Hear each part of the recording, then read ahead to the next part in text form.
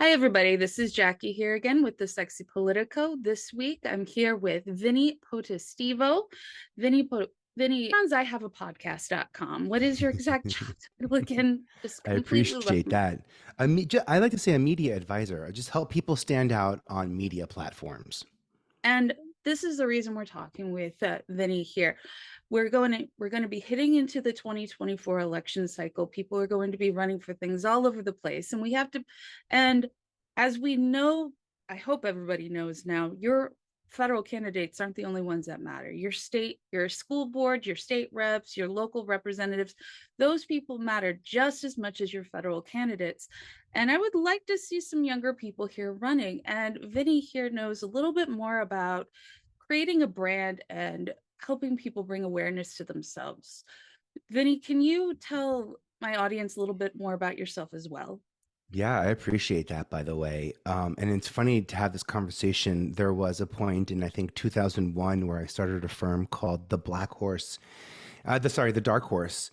And it was literally going to be an agency a social media agency specifically for political coverage. And I've always been fascinated with politics. I come from the little red island of Staten Island in the big Jeez. blue district. So, growing up in a divided household, met Yankees, Islanders, Rangers, Nets, Jets.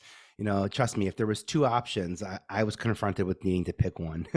I turned some coping mechanisms into superpowers, though. I worked at MTV and Fox News Network, Huffington Post. I helped cast a lot of the journalists currently on CNN, on MTV News, CBS News, NBC News, and a lot of Housewives and Osbournes and Punked episodes in between. So I have a very assorted array of background when it comes to television.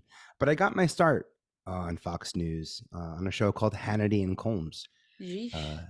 Fox News, a brand new network, in the late '90s to the TV world. Super interesting, and it gave me an opportunity to tour the country. And my job on that show as an audience first coordinator and then producer was to organize the information, make sure the audience was who they were, check the IDs, make sure, keep a database Right, of right. everything that's right. Then it turned into help the producer pick a question that the audience is going to ask that we're going to get answered. And there's, I start some empath learning and understanding the conversation, the questions that lead to conversations and dialogue versus just explosive reactions. And and it was actually Choose or Lose 2000 that got me my big job at MTV in the late '90s, and I was brought in to help find the Choose or Lose team. And in that team was a man named Gideon Diego, who Oh, ended up staying at MTV for quite a while. And shortly thereafter, I got to be part of the team that hired Sujin Pak and Sway, and literally changed, ooh. the new MTV News for the late '90s, early 2000s, I should say. Oh, come on. That was my The informative late years, high right? school, early college years. Yeah, it was neat because I never, I went to college and for spring breaks for me, I was on a music scholarship, so I did choir tour. I was a president of the choir, so I do choir tour. So when I got to MTV and I got to experience spring break that way with Jerry Springer, or Ooh. Eminem or Carmen Electra, like with a weird, world that suddenly you find yourself thrown into. But I was at MTV from '98 to 2007. I saw how empowered reality TV, how the perception of reality really makes a big impact.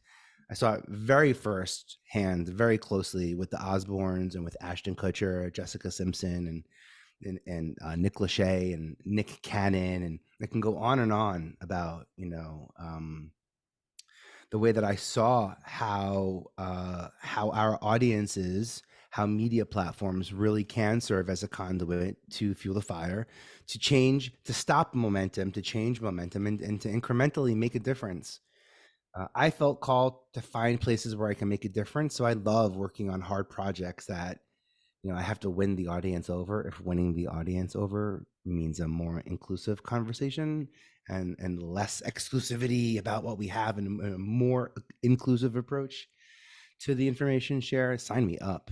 And that's kind of what leads me to where I'm at now, where I'm helping independent talent brands Still, some of them are still celebrities, and some of them, by the way, are the people I met 20 years ago that are giant stars now, but as well as independent business owners. I haven't yet worked directly with someone who's running a campaign. I have lots of friends in the media industry who have served on presidential and gubernatorial campaigns and have like run content. But what I'd love to talk about, I think, is the importance of visibility and Mm. how to use visibility for discoverability. Because there's a big Yes. misconception. The misconception is to increase your discovery, all you need to do is increase your visibility. And what that I turns in, and and yeah, that that turns into a very oversaturated, too much. yeah, that turns into the, the candidate for school board posting on their Instagram 10 times a day and then Yeah, wondering exactly. why nobody knows who they are. Yeah. Like, Oh, that's a great, because yeah, great analogy there. It's because no one's sharing it. yeah, So for me, there's this, we know the story of the tree falls, who sees it, and then there's lots of weird other ways people like to approach the answers. All of those other answers result in sharing. I take a photo and then what? Share it. What if I record the audio of the tree falling and I share it with someone? Then they'll hear it. It's all about sharing. And when you realize that the best way to connect is to add value, the easiest way to measure value is to measure shares.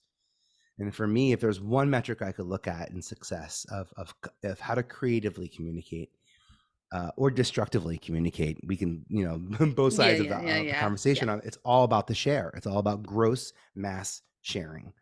I mean, that's how Donald Trump was elected in 2016. 100% how he was elected. Everything he said was shareable.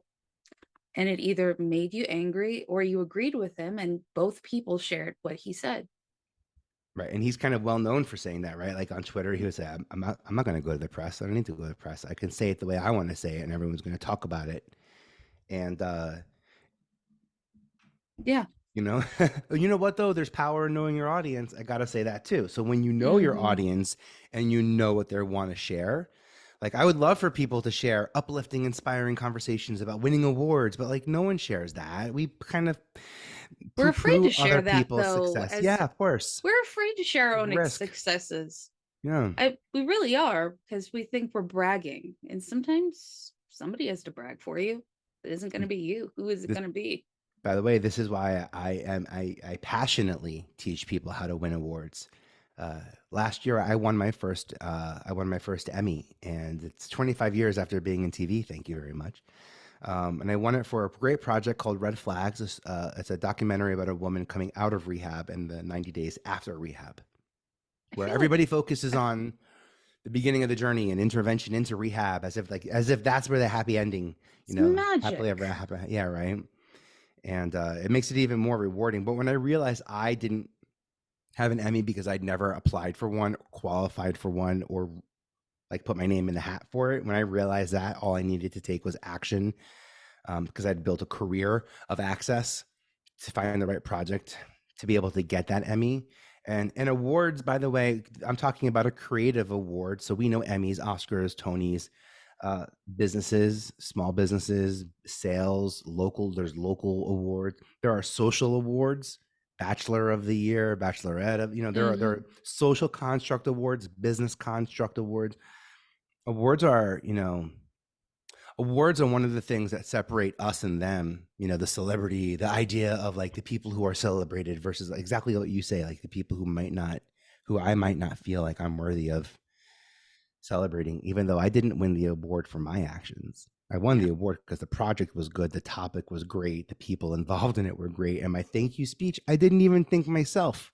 So like there's zero chance I did it for me. Although Snoop Dogg has an awesome quote, and if you haven't heard it already, Snoop Oh, thanking himself, it's like put it on repeat. no, every mom I know shared that when it came out, because they're like, Oh yeah, I want to thank me. Oh yeah, absolutely. Moms could relate, right? every mom I know.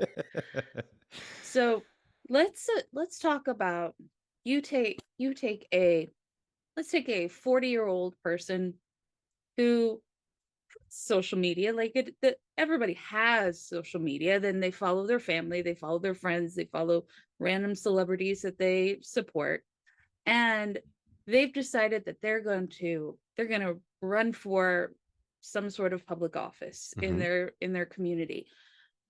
Where would you tell them advise that person to start when they're trying to create a brand that people could recognize them for? Oh yeah, that's a great point. Well, so what I don't want to say is, it's about working with community leaders that are making a difference. Why I don't want to say that is because if that's where you start, you're first off, they'll be aware of it. They know their Yeah, community leaders are hyper aware when all of a sudden you're knocking down their door. Why you want, everybody wants to have coffee you know with what I you. mean? Like, so that's no way to start a relationship. We're talking about high level networking, to be really honest. We're talking about cooperative high level networking. At the end of the day, laws, bills, it all happens with people that we want to be doing business with, that people we choose to be doing business with, either at mass or at scale, whether we have to vote to get there or we're choosing even individually. So for a 40-year-old, I would say the first place I would go, and I can certainly relate to this, um, I would look at a community that I wanted to impact and I would sit in the audience. I Mm, really would. I'm doing it right now, by the way. I'm podcasting. I'd love to be in the top 10% of podcasting. But when I get there, I want to know everyone in the room. I want to know the people on stage. I want to know the people in the audience. I want to know the people running the show. I had that feeling at MTV and it felt comfortable. I've seen talent have that relationship in the quote unquote industry. No one owns podcasting. So I like that about like podcasting right now, this wild frontier where I'm called and gravitated to go to, and this maybe stems from my background as an audience producer, is to go with the people and let them bring me to the community leader. Let my knowledge, my education, let my energy be what let them bring me in to their community leader. Let them introduce me to who they feel is the person that I should be introduced to, and that for me works. It's not the easiest way about it, by the way. I'm not quick to teach people how to skip the line. You don't, nobody it you're not going to get fans. No, yeah, you don't you're going to get skip the an line in audience politics full of unless your mad. name is Rockefeller or Yeah, Bush exactly. or So, Kennedy. I would really start with the people. You know what? Because there stands the test of time. Look, I'm in New York right now, so like as we're having this conversation, like George Santos is in my head, and this idea of presenting yourself and jump literally what happens when you jump the line. When you jump the line, your story takes you to a place where your character shouldn't be. You're forced into decisions that are you've already predetermined yourself into because you're skipping the line. Someone like George Santos, for example, where I don't necessarily think I believe that he maybe I'm just a very kind person, but I don't think he set out to lie to the extent that he lied. I don't know how to justify this on any level. Yeah. But I can see incrementally how other people's version of my reality can start to take over me if I don't have the self-confidence, the self-worth, the stamina to be able to stand the test of time. I think we're going to see a lot of people, especially probably this is interesting, politics and podcasting. There are some similarities here I'm seeing. We're getting inundated by experts from other fields. So that's really interesting to me. Like that's really cool to think of the amount of expertise that people outside of politics and people outside of podcasting are bringing into this industry in their own unique way. It's going to leave an opportunity for tremendous growth because we're dealing with new ingredients, we're dealing with new Mhm. possibilities. To those people who are stepping into politics for the first time, the same way I'm sort of like drawing these parallels between podcasting and politics, because they're both servant positions. They're both of the Mhm. people, delivering value, Right, connecting people, right. networking, right, serving. Except podcasters aren't responsible for the actions that come after those words. Yeah. And And I'm working with some businesses that are approaching podcasting without thinking of the responsibility that comes afterwards. And I'm the one pitching them accountability groups and why you need to have an accountability Discord. And if you're looking to these generations and they're to hit a certain demographic, why you want to be speaking their language, why I'm bringing up Roblox. And people are like, we really want to, I know what oh gosh, I come from big business. I come from TV. I come from a publicly traded industry on the stock market where we have to be viable commercial entities. There's Right. a lot more responsibility now on a network level than ever. uh, as I look at podcasting, the ability that audio has to do outside of video, like podcasting, I need an intermittent Wi-Fi signal to be able to get messaging out there. Podcasting, I see the same way that unfortunately reality TV is going to get a bum rap because one guy. Hopefully, in our next big wins, there's some other amazing podcasters that stand up. But I can point it to television, in which television stars became presidents, which movie stars became presidents. New media, especially in America, is all about communication. It's all about connecting, and I can see in the future. I'm even thinking of blogging, right? Or even in social media, like we've had a real star come out um of uh of reality television, but in social media, it's a young age, but it's going to happen. It's building a relationship with audiences that go places. And social media, podcasting, some of this new media, it meets people when they're on their journey, not just in their rooms or not in confined to a space. It meets them when they're actively on their journey. um, what an awesome, powerful time to be in people's heads when they're moving, let alone Yeah. when they're stagnant. I think that would be a place for somebody who feels comfortable sharing their message in not even the longest form. I mean, a 30-minute podcast where you as a candidate are talking about, I want to do this because of this, and this is why. 30 minutes on a podcast to explain your point of view while somebody is sitting in the car and doesn't want to read whatever blog that you have. It's just another way of connecting to people. Yeah. Also, you can empower the people. So, like, maybe I would say, instead of saying yes to a bunch of small podcasts, maybe there's one day where you sit down and get 10 to 15 of the people who are already championing you, already have access to, already understand you, and actually empower them with your story. Invite people in, almost create it as a junket, so that you can have a centralized starting off point for a conversation that you can the, the facts won't change, the people won't change, but the story will, depending on who the narrator is, who's asking the questions, who the audience Oh, is. The story changes. absolutely. Absolutely. If you are talking just to a young person who has their own podcast, as opposed to somebody who is older than you are going to speak a very different language to them. And in politics, your primaries are skew older. Most people who vote in primaries are older than 40. Hmm. So you are aiming at this older audience for primaries while you're aiming at everybody for a general election. So sometimes it feels as though candidates go very moderate at the beginning of their campaign, and then people are surprised at how liberal they are after they get elected into a primary into out of their primaries, if that makes Yeah. any sense to you. Well, yeah, especially during the primaries, because I mean, now more than ever, maybe we can say we finally recognize there's more than just two sides to the conversation. But let's stick to the two sides to the conversation. Then one side needs to know how close to the middle they are.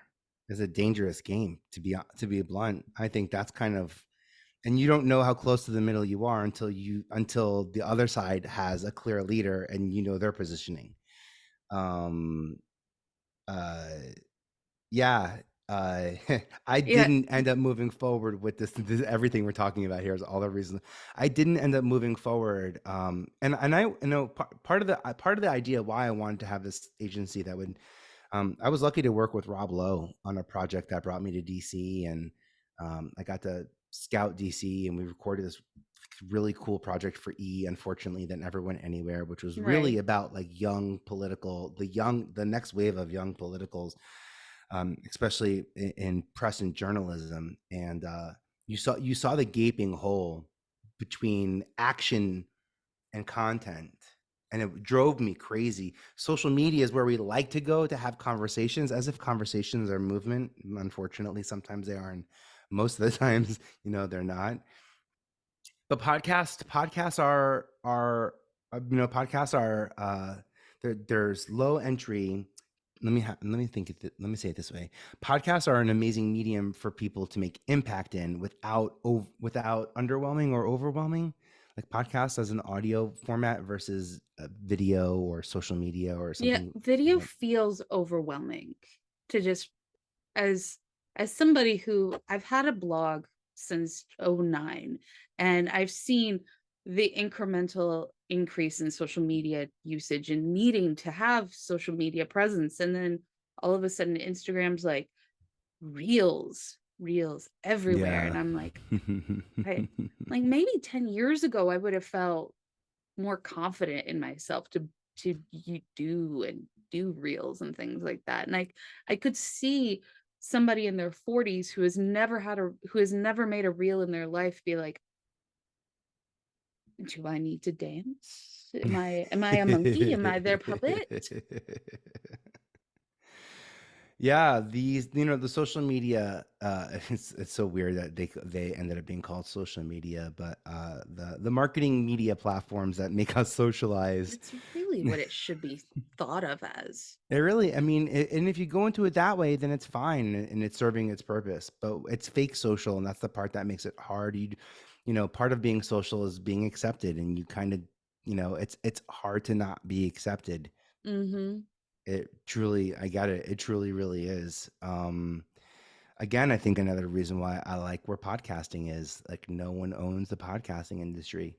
You own this recording. I trust you more than I trust the big companies that I've worked for. And it's not because I don't trust them. It's just that because when there's that many people and that many votes, control is out of their hands. I know that Yeah. for a fact. Yeah. And what we can do with our words, what we can do with our action, it's actually, we're more nimble and more able to accomplish more than some of the bigger companies. And I think that's why I'm also focused on podcasting and helping small businesses, helping people really, stand out and build community. Podcasts are also a great litmus test, to be honest. What an awesome way to test an idea, a phrase, with an audience where you're getting measurable information. That you own, depending on how have your podcast, I I hosted and I such. can't agree with you more.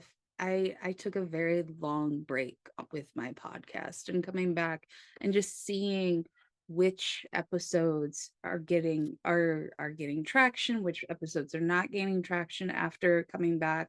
It's it's different than what it was the year before that. And also, I think podcasts, what I like about podcasts and politicos is we'll see people get interviewed by some of the same people on TV, and we'll see people get interviewed in news, and there's obviously some type of slant or bias depending on the platform or the person. What's interesting about podcasting is the scale and scope of character that you can reveal based on who's asking the questions. Mhm. You have people who are asking questions with inherent bias. And let's be honest, most communities have built-in inherent bias. So Every to community has a bias. Let's not pretend like there is anything in this world that's unbiased, except for maybe math. yeah, this is true. Um, uh, to be able to, again, as I said earlier, like, the facts don't change, the people don't change, but the story does. to be able to have a conversation with five people from the same community where they come from different vantage points would allow maybe me as a character to be seen. I'm being tested a bit more from five different vantage points. It's the same story, but I'm slightly changing the words and the tenor, the tone, maybe some of the Mhm. actions. You might read into how I work, how I answer that with a female, or how I answered that with a single dad, or how I answered that with a couple. You can come into all the different sort of social and different ways and backgrounds and sexes and genders that we can imagine, that how we connect and communicate with each other. I think that more than anything, and just last every election proves the point, it's not about what you've done, it's No. about what you have the capability of doing. I think we all agree that, like, shit's moving fast. Technology is moving quick, and like, Oh, if I don't know where you stand, and I don't think that you're going to be quick to move and slow to change. That's what I want to make sure. To be honest, that's what I think I'm getting at in podcasting, is I can see you be quick to move. I can see you be steadfast and solid on an answer, but I can also see where the bend is, where the want and drive is. For me, that's how I've always hired people and cast people, because it's not about like what you did, because because I wasn't part of that. I want to be. Are you going? I don't want you to do it again, because that's like what it's got you already there. been done. Yeah, we got to do what else? What else you got in that bag of tricks? And I think Mm. that podcasting, and podcasting really helps round out the character, and it truly does build authority and presence. And there's, if you're a smaller candidate, if you're up for a smaller election, the questions that you get are gold. They You can sit there and use any AI or any type of Google device you want to see the questions that people are asking you. But until you're in it and you're being asked questions, I have a Notion board just of questions that people ask me in podcasts. I got to track that stuff. That's important to me. I want to make sure not only do I feel like I know what I'm talking about, but there's data to it, because I lean into that data. I did it at MTV. I did it at Bravo and everywhere else I was in between it. I know it works. So so getting that type of intel from your community firsthand is almost priceless. so for somebody who doesn't know, what is a brand when you're discussing social media and things of that nature? I like you using the phrase character because it feels like the character of Susie or Bob the politician really is a character, because I'm sure AOC does not act the way she acts on the house floor with her friends at home. Yeah. But what would you what do you think is a brand when it A comes to a brand, person for online? me, the brand reputation. Simple reputation. It's the thing you're known for, the thing you're known to do. It's the same thing that gets you in trouble if you have a reputation like, it's the same thing that gets you in trouble before you even do it. You know what I mean? It's the understanding. It's why my siblings look at me and I'll hear a weird noise and I don't know why. I've always just repeat things. I'm just gonna parrot, and my siblings will be like, "Don't do it," especially at church. They'll be like, "Don't do it." I'm like, "I just My going to." 4-year-old is the It's like parrot. it's like shaving a haircut. I'm like that guy that has to finish the phrase. My um 4-year-old literally sang the Dinosaur Train theme song while the priest was blessing the communion wafers, and I'm just sitting there like, it's a time for song. God bless his little soul is singing out. I Yeah. I know, but it's the Dinosaur Train theme song. It wasn't something up. We gotta change it. We gotta reword it so he doesn't know that he's thinking. By the way, my cousin thought the ice cream truck was the song truck for a long time. Oh, it's a song truck. How nice! It just plays songs in the neighborhood. And my I think it was my brother and sister who were like, no, you gotta get a dollar. That's an ice cream truck. And she's like, what? It's only a Ice dollar where cream? you live? Back then in the 80s. Oh, For the pink strawberry good humor one. I like that one. The almond pink one. I like that that strawberry one. that was my Strawberry mother's shortcake. favorite, and she would take the mom tax from that. Oh yeah, and by the way, I would keep, and I would, even if I won, I think back then you can, like, on your stick you might win a Yeah. free thing, or whatever. I would always keep them. My friends thought it was so weird that I kept, and I keep my winning lotto tickets too. No, I haven't won anything giant yet, but I thought I'd rather have winning lotto tickets than like a dollar for a cashed in lotto ticket. Like, that's kind of fun to have a winning lotto ticket. Anyway, I digress about the mindset that I use to approach success. I don't want to scare anybody off here. Uh, No, no. that that being said, building a relationship with an audience through media, podcasting is a great way to do it. I mean, I can't think of a more direct, more rewarding way to do it that's actually measurable. Like there's real data to be measured there. The brand, I Yes. think the brand is a reputation. I think it's an expectation. It's what you should and could do in the room. It's what we expect you to do. It's not what you have done in the past, but it should be what you've learned from in the past. And to me, that type of story is something that we'll see more and more on social media. I'm actually, looking. I'm really curious about Pete Buttigieg's brand, especially after the election and in this interim time where travel is so important. I'm watching what he and his husband are doing to build a narrative and a story, and he's someone that I'm really seeing, lean into his personal brand while solving problems. And would be someone, again, I want to be careful about throwing out political assumptions. I admittedly watch the first episode, the first skit of SNL to make sure I am up on my politics. So I just want Tina Fey and Jim Fallon. Thank you. You know what I mean? There's a bit of levity that I approach life with too. That being said, I don't make those choices lightly. But Yeah. creating an audience that's going to move to the ballots, move to make change, and be inclusive in that conversation. That audience is coming to podcasting. I don't believe that audience is at podcasting right now. I say that because everyone always says the number one podcaster is Joe Rogan.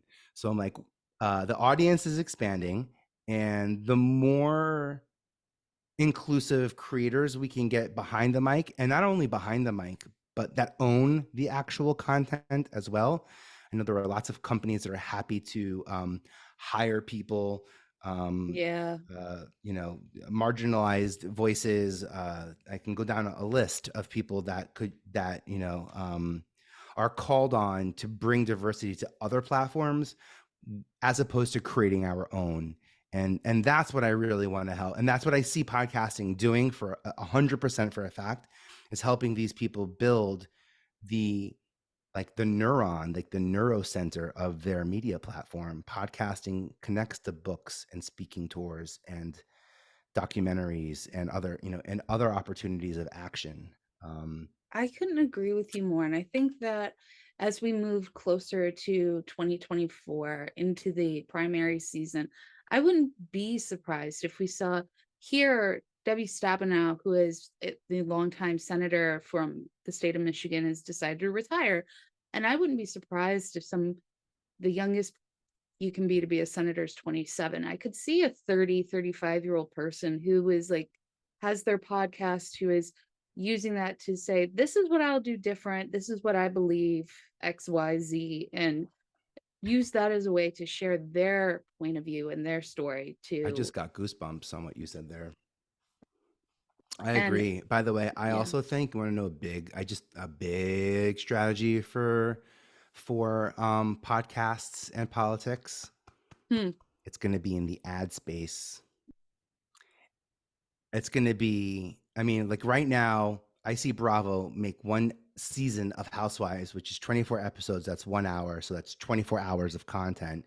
They have 200 podcasters and they make 5 to 7 episodes per podcast. I mean, do the math on that. It's incremental. The sharing volume is incremental.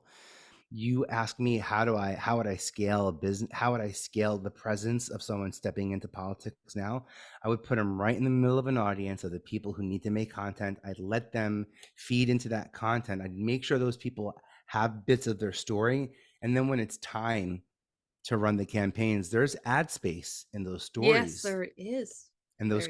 those communities are already tapped into.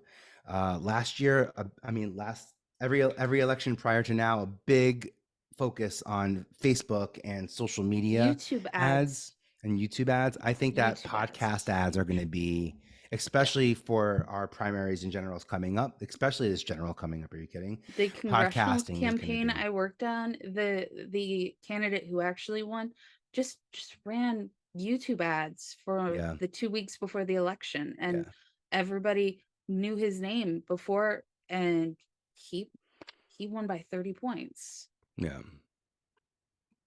Is It's a and story. It's those stories. Those stories are shareable. And in that space, so in podcasting, the episode exists, and then ads get added on top of. Well, I yes. know but I'm sort of explaining Yeah.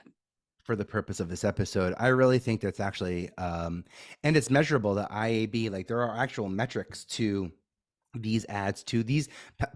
To be honest, podcast ads are closer to TV ads than anything. There's a real clear metric of reach when it comes to that. So, but I can certainly see, because of the amount of people listening to podcasts and the personal relationship we have to these podcasters, more so than ever, right? First, it was the influencer economy. Yeah. Now we're in the creator economy, all these, like, dismissive words that they make for us. Soon it'll be the editor economy, by the way, where it's not about Yeah. discoverability, it's Someone about someone told curation. me I was a copywriter, and I'm like, "I am? Oh yeah. You're I you're up didn't know next, by the way. You're up I didn't next. know I was a copywriter. Wow." Everyone's on this AI chat GPT thing now that they realize what they can and can't do. The amount of time we spend on AI trying to get it someplace, when a copywriter like you can come in and bippity boppity boop, make it there. Yeah. But that's point of reference. That's frame of reference and point of reference. That's knowing, bookending what you want to say, knowing where the story is from your perception. And I can see that level of clarity from you out of the gate. So um, that's cool that you identify as a copywriter. I am the creative that needs a copywriter for I sure. needed a copywriter after having my kids, because your brain just goes crazy after having kids. You It's know what? Yeah, insane. what voice do you write in at that point, right? Oh Like, my God. That's why I took almost a year off. It's because I wasn't there. yeah. I knew I wasn't there, and I wasn't gonna put out shit. Yeah. Well, back in time, and a great conversation to be had about politics and about the intersection of politics and podcasting. I do think there's danger in the ads, though. Yeah. I'm going to be mindful about that, and I'll explore that a little bit more about how some of these platforms are even preparing for it. I have an appearance at Podfest in 2 weeks, and I'll be sitting down with Podbean and Libsyn. So I will ask this question, and I'll come back to you about Sounds great, because I would about love to talk to you again in sure. the near future. Awesome. Sign me up. All right, sounds great. Thank you so much for being on the Sexy Politico, and we will be talking to you soon. Thank you. Thank you. Bye.